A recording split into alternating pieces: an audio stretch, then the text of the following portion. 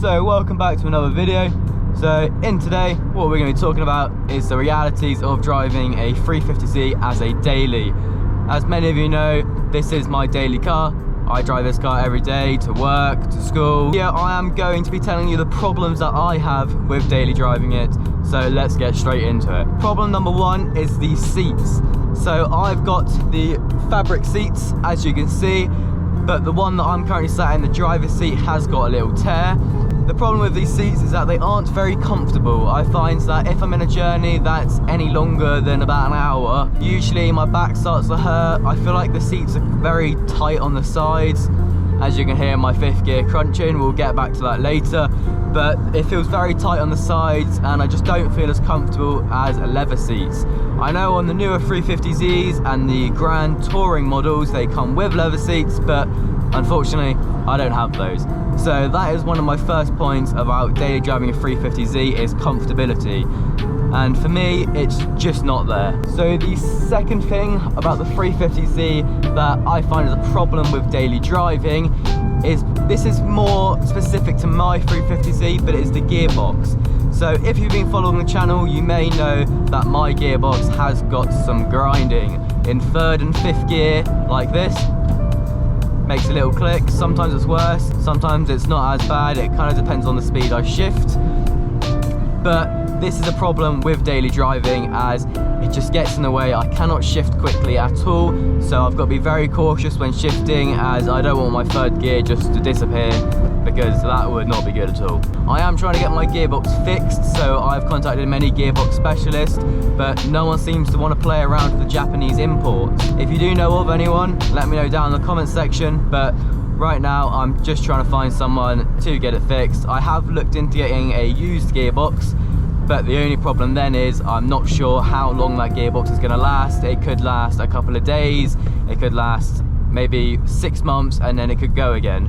So I'm kind of on edge of what to do, but hopefully soon I will be getting it fixed. Right now I'm just trying to figure out how I'm going to get it fixed, whether it's a rebuild or a replacement. I cannot afford a brand new gearbox from Nissan. Their brand new upgraded one is £3,800, which is absolutely ridiculous.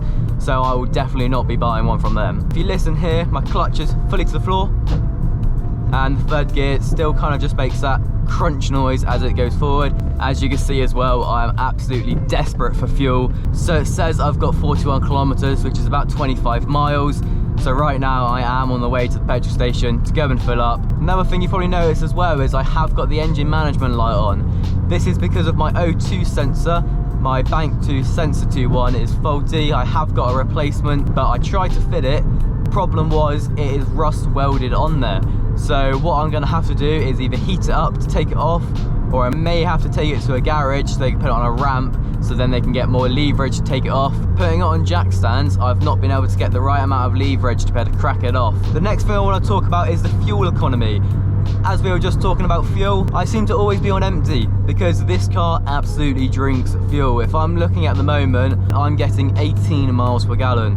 This is because I am driving around my town and driving city driving, which obviously does drink a lot more fuel than driving on roads like this. As you can hear, the fifth gear crunch as well. But usually driving roads like this, straighter roads, motorway, I can get anywhere between 25 and 30 miles per gallon, which is a little bit better. It's nowhere near 50 miles per gallon that you could get out of a normal car. Don't let the fuel economy put you off buying this car. Obviously it has got many other features like the handling, the sound, the look of the car.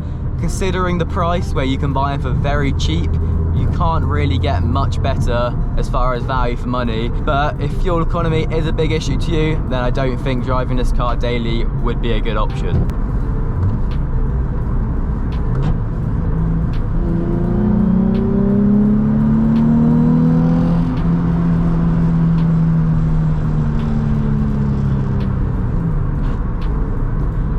As you keep hearing there, my fifth gear does crunch as bad as the third. So I'm currently just driving with my friend in the 3 Series ahead. He's going to get some tyres, I'm going to get some petrol. So I hope you enjoyed this video, and I hope you found it somewhat useful if you are looking to buy a 350Z. Now you know the things to look out for if you are going to be daily driving it.